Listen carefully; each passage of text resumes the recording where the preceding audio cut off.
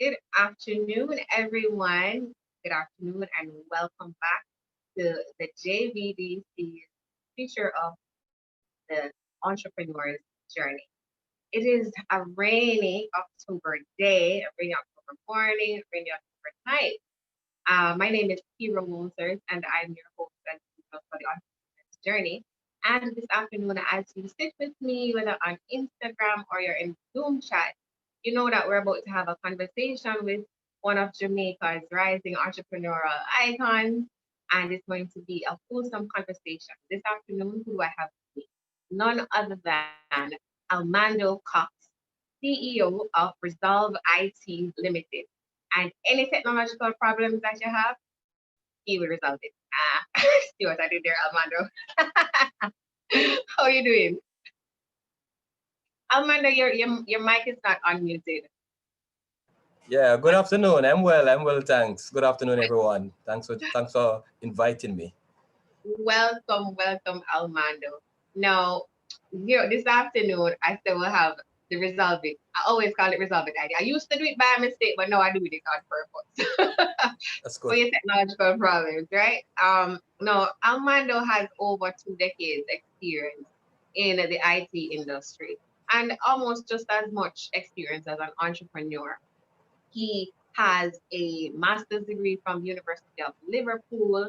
He is very passionate about problem solving, is very curious mind, and he has some notable accomplishments. One of which is participation in the cohort 3 of the JBDC's accelerator program, where he was awarded the uh, the noted prize of entrepreneurial mindset of that, having the most entrepreneurial mindset of that cohort, of that batch. So, we're prepared to have a lot of nuggets being shot out for us to put in our pocket and little treats to eat. Right, Almando, it's lunchtime. Yeah.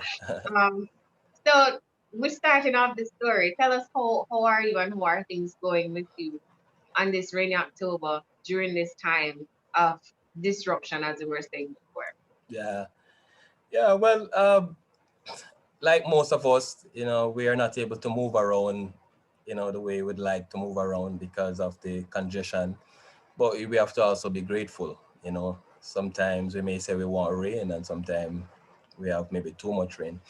But from a business perspective, I'm fine, and we are doing well, I think. I'll share some more about those successes a little later. And personally, I'm healthy, so give thanks. Give thanks indeed. Those are Mhm, good points to be grateful for. mhm. Um, so I've introduced you very briefly on what the company that you are the CEO for, Resolve IT Limited. Just briefly tell us what is it that you actually do at Resolve IT? Right. So Resolve IT is a full service IT company, and we focus on the core services that most organizations would need to survive or to become successful. We provide the productivity tools, the communication tools, the collaboration tools, automation, security, infrastructure, that kind of a thing. Um, so that's what we do in a nutshell, but we also leverage a lot of our partnerships, our strategic partners, to ensure the quality of service that we are offering. Okay, and as a technology company, how has your company been affected by what's happening with COVID-19 this year? Yeah, 2020 has been the year of what absolutely. for you? Yes, yes, yes, yes. So I remember as early as March when we got the first case. We weren't prepared, like most organizations. We weren't sure what kind of infrastructure, what do we need to do to manage this thing. And we pivoted. We decided that we need to wait up and see. We thought the best thing was to take a break, so we don't extend the risk of our employees and the community that we serve. And so we actually had closed our service center, and we only were maintaining our corporate customers. And we did that from March, April, May, June, and then we just started back the service center in July. And some persons might say, boy, that's ridiculous. How can you survive closed for so long? But I still think for us, it was the best decision. By then, we caught up, we learned some of the strategies that we can put in place. We were doing online, so we moved our operations online. So we started to do deliveries and so forth through the service center. But coincidentally, at the same time, businesses were asking us to assist them to move to do with their work from home that was happening, to put the necessary infrastructure in place so they can access their accounting package or their line of business application. And schools also were asking us to assist them with their learning management system. So while we had slowed down in the service center, which is the retail side of our business, on the corporate side, we saw a spike there. Okay. And in the time that you were, that period, a few months when you were not having your service center open and you were only serving your corporate customers, what did you do internally for in terms of your strategic response and to prepare for what was to come next? Great question. Great question. So around that time, we took the time out and we looked at all the variables. And I thought we used that time to restructure, to put our house in order, some of the things that we were late in doing, some of the backlogs we have, like our paperworks and our backlogs. And so we use that time to do that and plan for it. We recognize that we would definitely need to have a online presence moving forward because, this pandemic is here for a while. So we already started that process of to develop our online store. We will be announcing that soon. But outside of that, we even did recruitment in that period. When persons were laying off people, we were hiring. But we did that, put our infection prevention control protocol in place. We put the necessary sanitization systems in place. We discuss it among our team, what do we need to do, how do we handle certain situations. So pretty much we use the time to plan on how to manage this disruption. So it's not really a major disruption. Okay.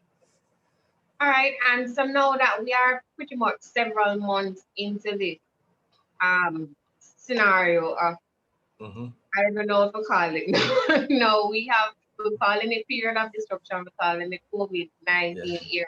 But since we've been going through it for a while now, what is the vision? What is the way forward for you? Yeah, right. So where we at, our strategy for 2020 was one of scaling our operation. We have a great demand for our services, and we already had positioned ourselves to, recruit more, talents that, could complement our team, expand our reach. So we go regional, which we are regional now. But we had paused because we weren't sure based on where the market would go with this disruption. And after that, now we did our reassessment and we recognized that, our services, they are still in demand. We continue our scaling. So our strategy is to continue as the plan to, attract talents, expand our client base, but put a little more focus on making our services available through our online system. So we just ensure that the online channels are working. So for persons who are listening now, a mega movement to plug. What are some of the things that they can look out to connect with you for? Yeah. So we're doing a lot of things. We're helping schools with their Microsoft Teams for Education and their Google Classroom. So we are helping them to get the service, configure the service, train their teachers and their students, by extension their parents, because the parents need to be in the loop. We're doing a lot of work there. We're also assisting have a passion for small businesses. So we're also assisting the small businesses with the kind of technology to ensure that they can be viable, so what you'll be hearing more about is our online, we're working on revamping our website. So you'll be hearing more about our e-commerce platform where, doesn't matter where you are in the world, of course, you can be able to engage and do transactions with Resolve IT. And I will add Mm-hmm. that, we really appreciate the help that you have extended to us here Mm-hmm. at JBDC with helping Mm-hmm. us as we were transitioning during this period by Yeah. getting us hooked up with Microsoft Teams and really exploring how it is that can help us to stay connected and keep doing the work that we need to do with our clients. Yeah. So anybody listening out there is very practical. Mm-hmm. I did say in the initial introduction about Mm-hmm. Almando that he's very solutions oriented, and I want us to get into some of the stories, Mm-hmm. the backdrop for where that kind of curiosity started to emerge. Um, Tell us about the little boy with the sharp. Take us way back now, Mm-hmm. Almando, to Mm-hmm. the beginning of your entrepreneurial journey. When did you in 2020 vision? I'm there in Yeah, yes, 2020 yes. time. Uh, you When know, did you first pick up that you had this entrepreneurial thing going on? as we grow, and we learn, that our steps and our missteps is what kind of form or shape us. And my mine started way, way, way, way back from as early as primary school, you know. Oh, mm, So what happened back then was I always have this inquisitive mind. I like to see how things work. I like to get into the belly, as we call it, to understand how the nuts and bolts will work or with other things. And so I always curious, and that led me to learn to read and research. And over time, I started to understand. I saw the sharpener. Like, this is my new sharpener. I'm at school. I have my pencil, and I started to figure out how the sharpener work. Why would the sharpener stop work? And over time, I find myself having an inventory of sharpener parts. I have the blades, I have the screws. Students used to come to me and ask me to repair their sharpeners, you know. And I was known in the class, in the school, of the person who repairs sharpeners, and that evolved. And that evolved to me now doing pens, paper made pens. How ridiculous that sound, eh? I am changing the point of the pen. I'm taking it out, replace it. Sometimes the pen is bad, the point is bad. I'm re-inking, I'm doing all kind of crazy things. And even for teachers, I used to do it for. I used to be in classes and people selling sharpeners or pens on the floor to say, can you fix this for me? And so I was respected, as that someone who, have developed that craft, and so that's where I started to connect research, investigation, that kind of thing, put that into a skill. But I didn't know anything about business, of course. So it was more an hobby. I like doing it. I like solutions. Something goes wrong. Why is the pencil breaking? Is it rotten? What is the issue? And understanding all of that, and be able to even communicate to the pencil holders why your pencil isn't sharpening. ah, You yes, it understand? was your own, yes. And this Yeah. is this skill Mhm, is mhm, needed for you guys listening. This is a skill that is very important at the mhm. beginning stage of your business, especially at the beginning stage of the business, or at any point that you're about to introduce anything new to your market, your customers. It has to start from a point of curiosity, of investigation, not just about what you think is the thing to do, but investigating what is the problem. When we do the value proposition, I would say, okay, what is the problem so that you know what the value proposition is going to And be able be. to communicate it. That's And it, communicate, that's Yeah, right. yeah, That's yeah. right. Tell us now. So them times you was doing it for fun. You're Yes. exploring this thing out of pure curiosity and so on. Mm-hmm, When mm-hmm. did you start to make the connections now? I like to help people and I like to solve problems. Um, when you figure out so you can make money doing it. We call it buck up, but it's a good buck up, you know. So what happened is that we had so now I'm at high school, Mm-hmm. and I got cards, greeting cards from my parents, and I brought them to school with the intention of just sharing it with friends so they can give to their teachers up at Teachers Day or for Christmas or whatever it is. And someone said to me, "How much is it for one of those cards?" You know, and I just made up something. Yeah, man, this was a human. You give me a money. And Mm-hmm. then I started to say, but wait, why not trade the product for money? And then I started to do it, informally. Some persons still owe me from those years. They pay me, give me what they have. And after that, I start to put structure, not to the card business, but now I'm starting to realize that I just need a little structure. So I am now doing your pen repair, or you're doing your whatever it is for a fee. It wasn't easy at first to migrate from everybody have you as friend, and then no friend is saying, why Almando is charging me? You're a wicked man. Yeah. So that's when it started, when I started to now ask or request, the exchange of money for my service. Okay. So this is high school. How did you now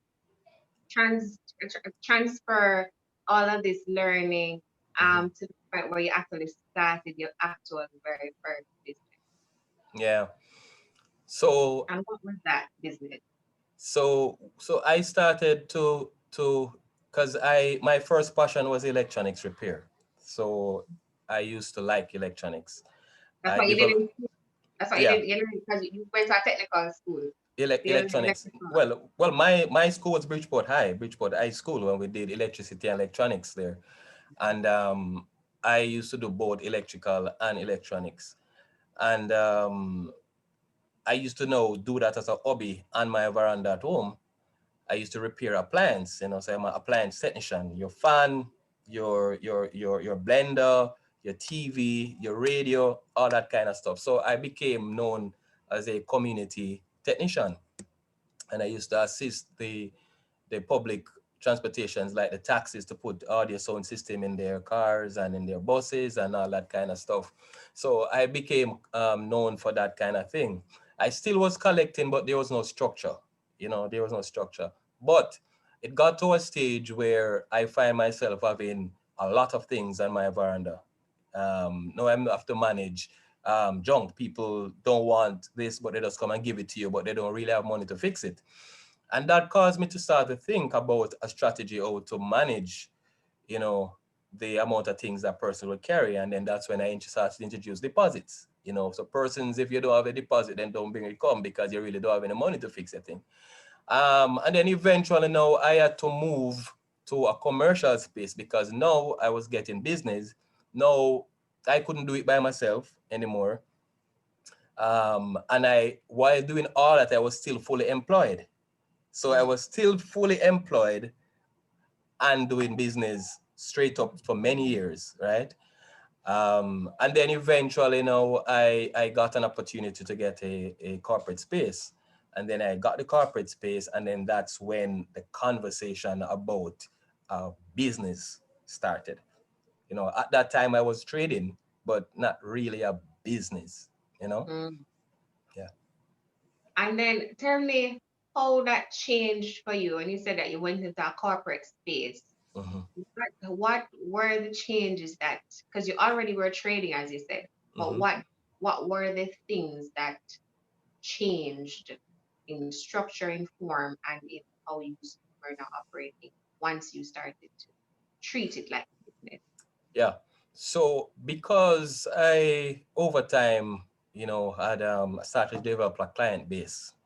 Persons, the word of mouth, the community knows that you do this kind of thing, and persons started to want to access your service. That also went on into the corporate space. There were persons in the corporate space have their devices that they wanted to repair, and they would ask me to try to assist. The problem about it that time is that I wasn't registered.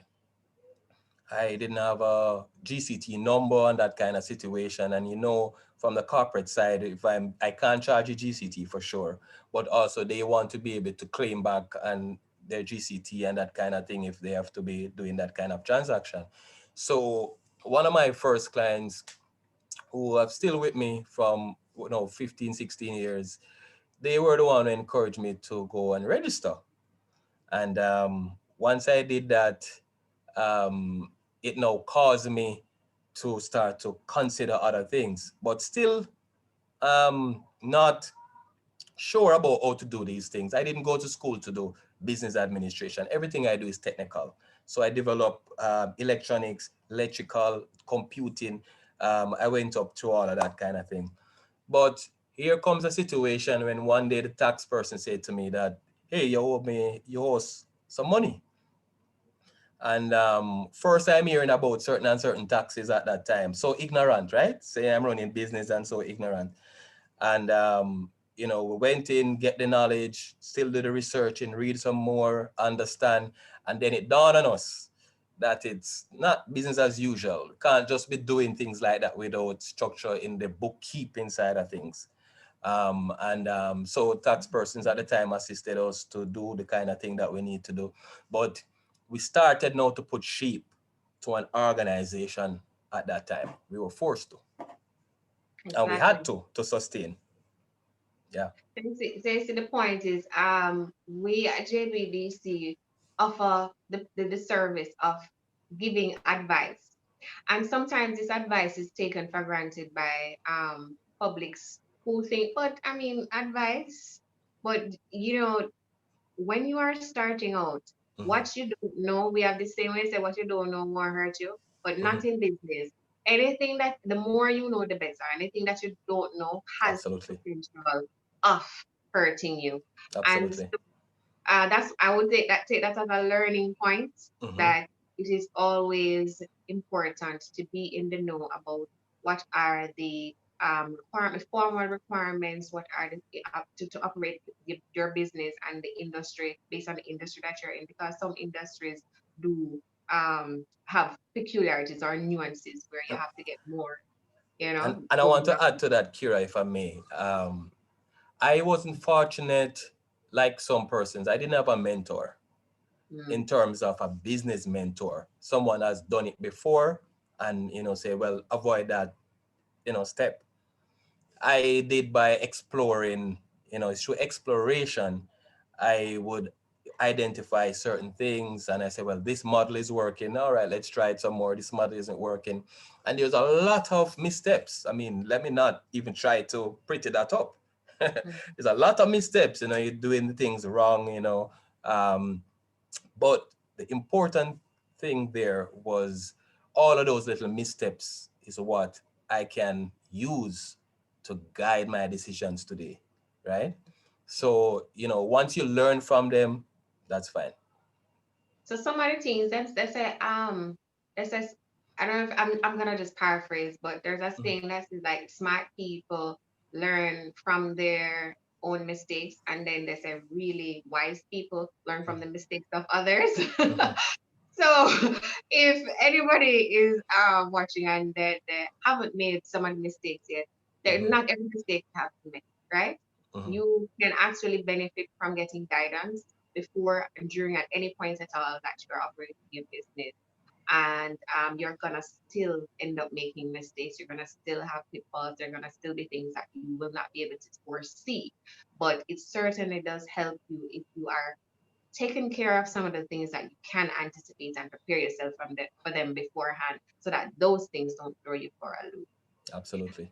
right? Yeah. And also the point that you made about growth.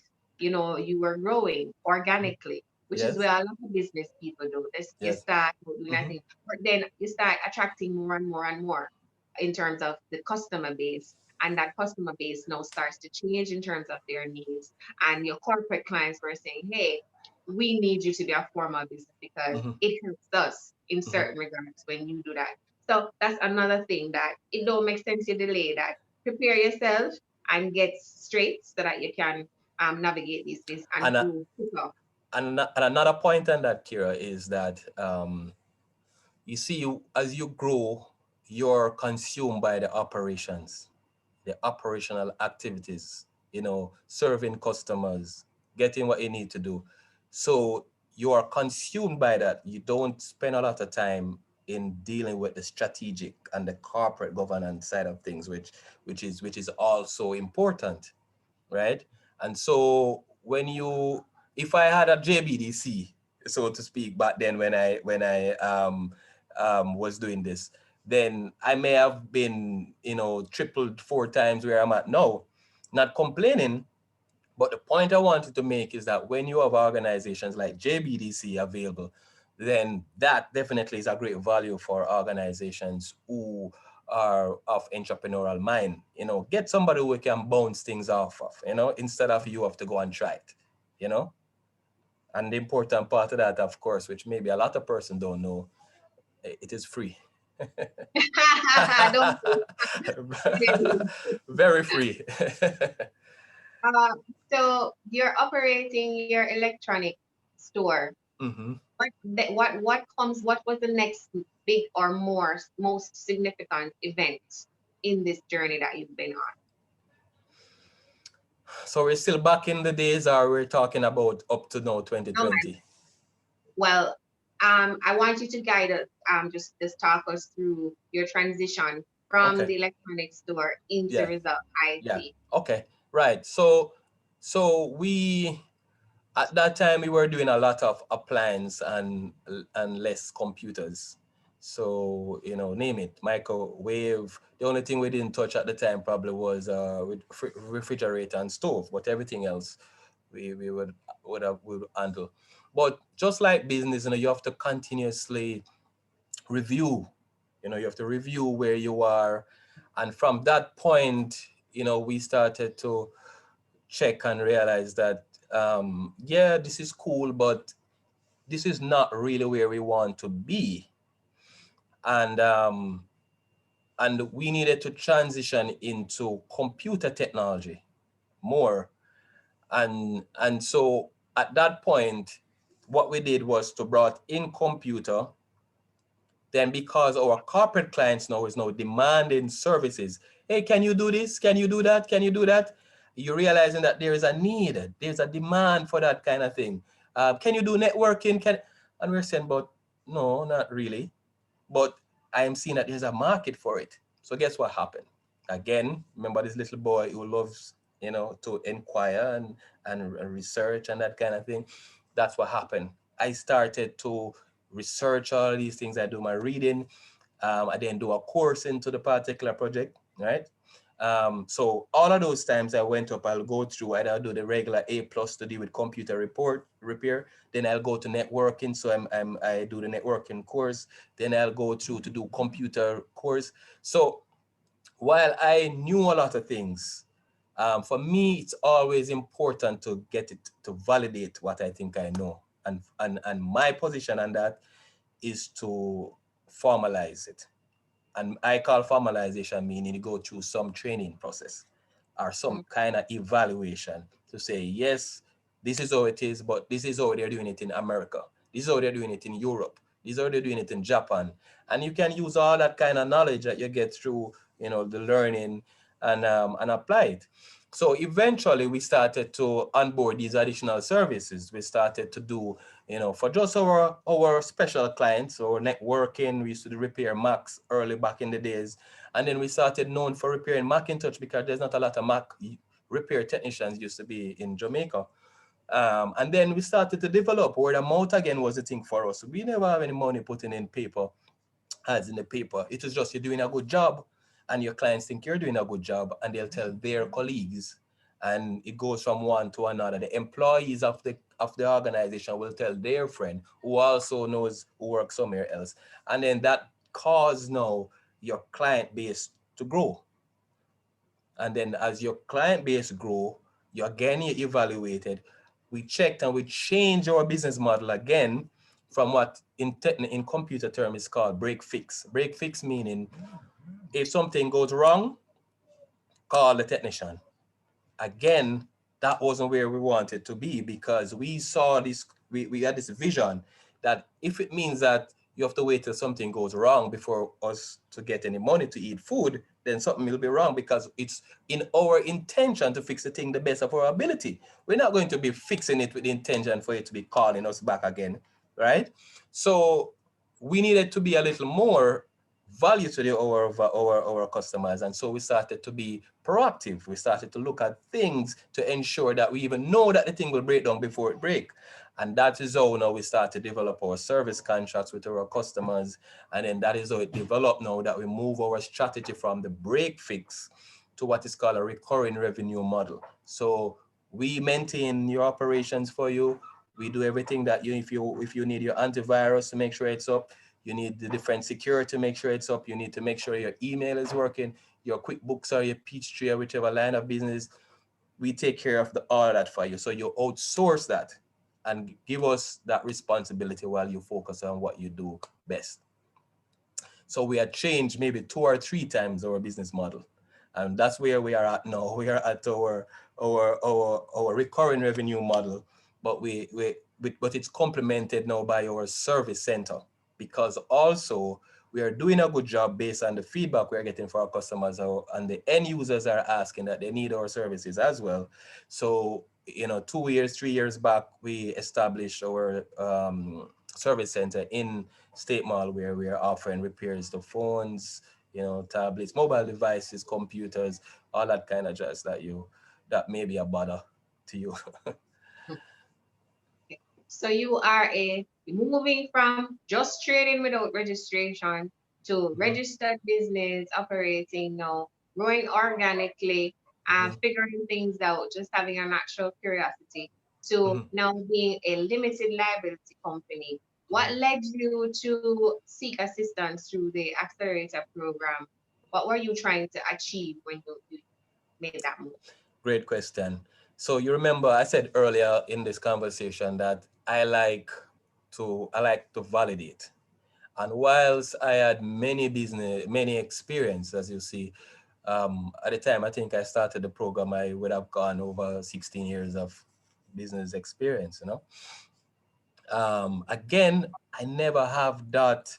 While I did a master's to do with management of information system, it wasn't business, right? It wasn't to deal with the corporate side of things. I thought that we needed more strength in our corporate governance.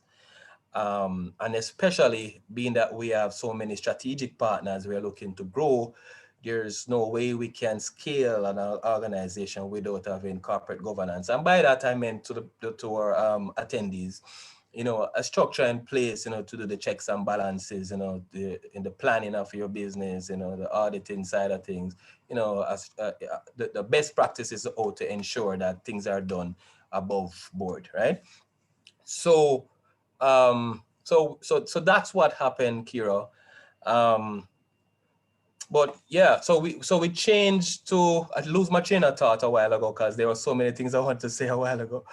But we so once we changed, I was introduced to JBDC. I remember my train of thought. So I was introduced to JBDC by a friend, and I thought I wanted to understand the numbers because while we are getting revenue, um, and maybe a lot of people on this call know it's not the same. Getting revenue is not the same as you're having a viable business. I wanted to understand the numbers more. I needed to understand, um, you know, my how much, how much money we are collecting over a period of time. What product is my best service or best product? Am I losing on any of these? Are my costing of my products, done properly? Um, or do I put a proper strategy in place to assist my plan and my ambitions of scaling into a bigger organization?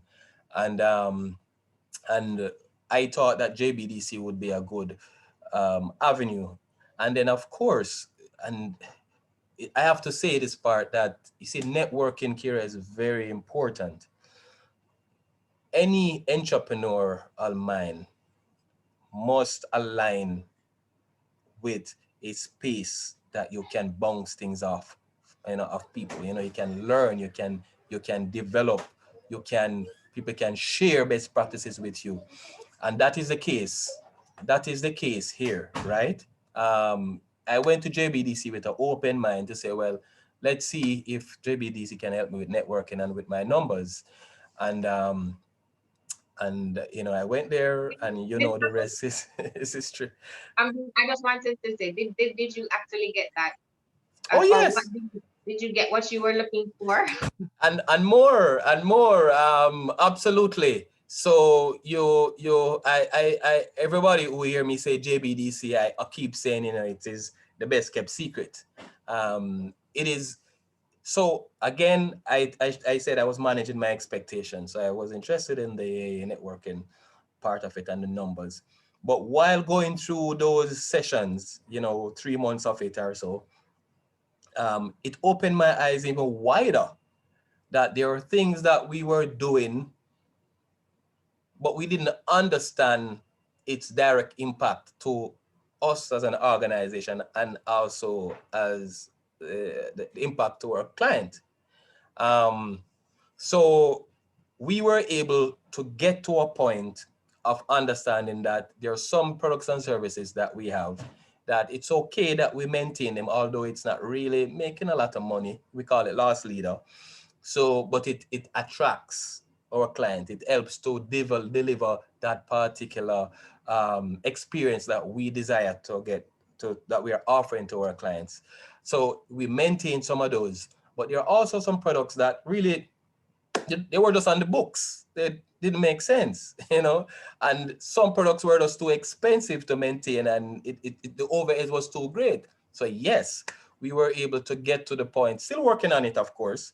Mhm. It's an ongoing thing, but we were at the point where we now have a better understanding as to what do we need to scale, how many people, how many team members, how many Yeah. more products, that kind of situation. So you basically learned from the program how to work on your business and not just in your business. Absolutely. Let's For all start. that here, you summed it up well. You summed it How up many well. people you have? How many people you have working for you now? We are a team of 6 full time, and we have part time persons as well.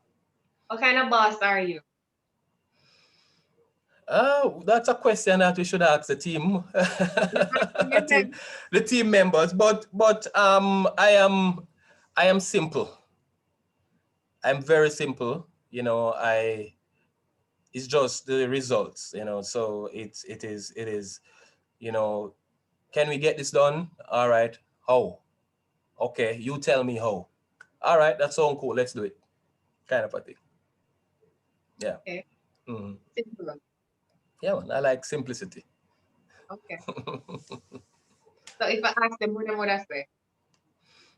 I think the same thing. I think I'm just simple. I'm a simple person. But what is a big deal for me is experience, client experience. I have a big issue with that. If we drop the ball and not delivering a particular experience that we are proposing to our clients, then I'm uncomfortable, because you know we want to ensure that our clients maintains an high standard at all the time. We are able to deliver. We understand their issues, and that's the reason why we are here now, because it is the clients who think that we are doing a very good job, and so they continue to recommend us. We have a great loyalty among our client base, and for that, I will not take for granted. There's many other IT businesses out there in Jamaica, even in the region, for sure. So we value when a customer reach out to us and ask us for our attention. I did an interview recently, and the entrepreneur said that they don't fire people. How you deal with disciplining your employees, or how do you manage them? Because if you talk about having a client experience being important? How do you support, manage that process? You know, I endorse that statement. You know, I don't think you I fire people. absolutely, I absolutely endorse that statement because here's the situation, and I go back one step before that. At the interview, you'll find an employee say, "Okay, when we get to the stage of talking compensation, right?" And they say, "Okay, so I'll ask, based on what you understand the role to be and what we have discussed, what's the compensation you're looking for?" And someone might say, "Boy, how much is it you're paying?" And I'm saying, no, it doesn't work like that. You are the one who's defining your salary. You know what I'm saying, Kira? What is it that you're bringing to the table? Let me understand that. Demonstrate that as you can, and then tell me that this is what you're bringing to the table. And as long as I feel you, that's what it is. So step from that now and come back to what you're saying about firing. Now, first we have to get to a stage where persons have to understand their role into the equation of delivering a service experience.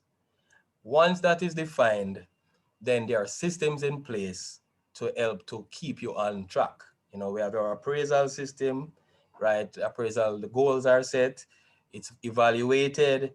If you have a misstep, then depends on what that misstep is, we'll talk about it. But don't expect you to do the misstep again. If you have a misstep, then maybe you go down the line of the policy and how there is a warning. Um, but it will get to a point where you, the employee, would understand that I am uncomfortable.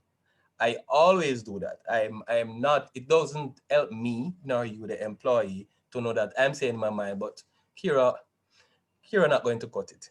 It doesn't help any of us. So I am going to tell you, I'm going to say I'm uncomfortable where you are, and I'll assist you and have the discussion first, set the process, the path for correction, and how we're going to evaluate that change.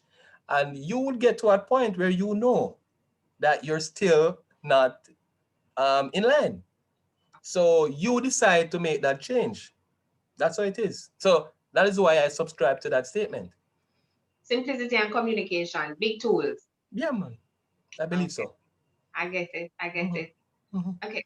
What has been the biggest or the hardest thing for you to learn as an entrepreneur? The hardest thing to learn, uh, managing people. Mm, Managing people. Listen, remember we all have our own, idiosyncrasies and our culture, different way of lives and so forth, and we think differently. So manage people have different personality. So managing people is still an area that eludes me. I don't think I'm a master at it. Whilst I have a lot of experience in it, and I don't know if I'll become an expert in it either. But managing people, I think, is the hardest thing. To build the kind of culture and maintain the kind of culture that I need within Resolve IT. Yeah. okay.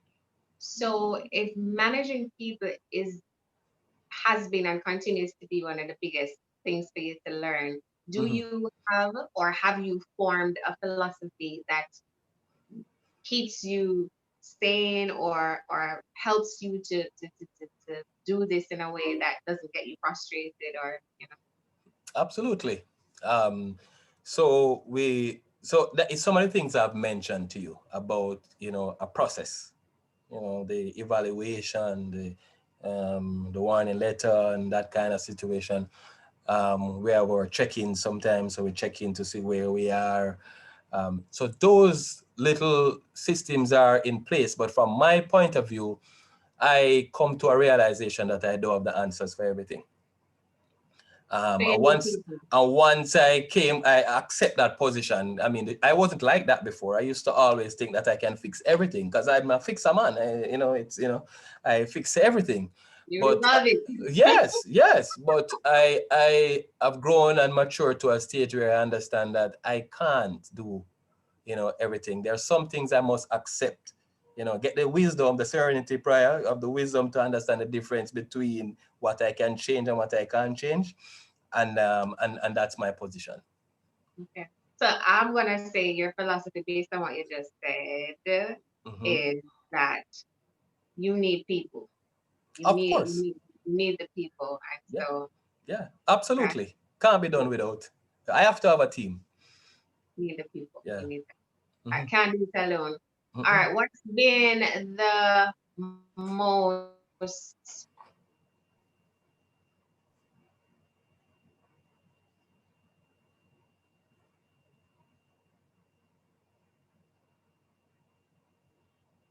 transformative thing that you have entrepreneur that has changed who There's you are, a Almando? there was a delay. Repeat the question for me, please. There was a delay. Okay, I was just thinking my question was so profound that you needed a moment. Oh, Let me try no. it again. I Yeah. was asking you what has been the biggest learning for you that has transformed you not just as an entrepreneur but as a person. Um, Family is important. Mm, Yeah. So the reality is, over the time, I've been spending a lot of time developing, businesses. Although we're talking about Resolve IT, there were other businesses, and you know, because I'm also a conceptualizer, so the idea will come to me. I'm able to connect it very fast, put it in motion and that kind of situation. And so I find myself having so many things happening. I was full-time employed as of, was it 2016, up to 2016. So all of that period, I was still fully employed and doing all these things there. Obviously, there's 24 hours in the day. And so for me to be able to commit to a full-time job, commit to my client base, and explore and research, something's going to get left behind. And so over time, I recognize, even in recent times, that, you know, while I don't mean to disconnect from family, I have to disconnect from the other things and make time for family. So, so it's in my consciousness, not all implemented yet, but that's definitely, I would say, the biggest thing that I learned, in the entire journey. Sometimes we get caught up in operationalizing business, um, and sometimes lose sight of important things like family. you know, Almando, there are a Mm-hmm. lot of successful, like extremely successful Mm-hmm. persons who we have the privilege of looking back at their story. For Yeah, example, um, what's his name? The Apple guy that died, Steve Jobs. And yeah, I mean, there are a lot of different people who their stories are that they didn't have time. They were so focused on what it is that they were doing.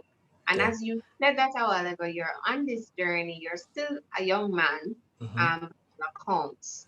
Mm-hmm. And you are saying this now because I think I remember in like the Steve Jobs case, which is top of mind right now for me. Mm-hmm. Mm-hmm. It was only very late in his story Mm-hmm. and his journey that I think he began to appreciate that. I just want to ask you to quickly, because we're coming up on time, Mm-hmm. to tell me what is the value that having a healthy family life bring to you as an entrepreneur? It's a big deal. Let's talk about my wife, Karen. So without having a healthy family life, it means that there will be a psychological draw on me. I have to make sure that, my wife is okay, my children is okay, the house is taken care of, all that kind of thing. That in itself also takes time. So you would have to give up something to attention to that. But also the support. sometimes, a client might, or an employee or something just not working the way you want, and you just want somebody to just talk to. You understand? Not JBDC in this case. Yeah, only good for so much. Yeah, yeah. And so, you say, boy, you know, and then, sometimes just to listen, but sometimes there's also feedback. So it is very, very important, very important. I think to be successful as an entrepreneur, you have to have a successful or a healthy, using the term that you use, a healthy um, relationship or a family in place. That's my view. I love that because Yeah, that's one of the questions. You answered nicely for me because I yeah. was gonna ask you to define what success Mm-hmm, looks like for you, and mm-hmm, maybe you could just add on to it, mm-hmm, um, if there's anything to add on. mm-hmm. This is a statement. Resolve IT has made it. It has made it big time success. What does that look like? What does the top of success look like for you for Resolve IT? I hope you understand. Oh yeah, absolutely, and that's something that I think about every day. The impact, the success for us is the impact that we make on the society. Mm.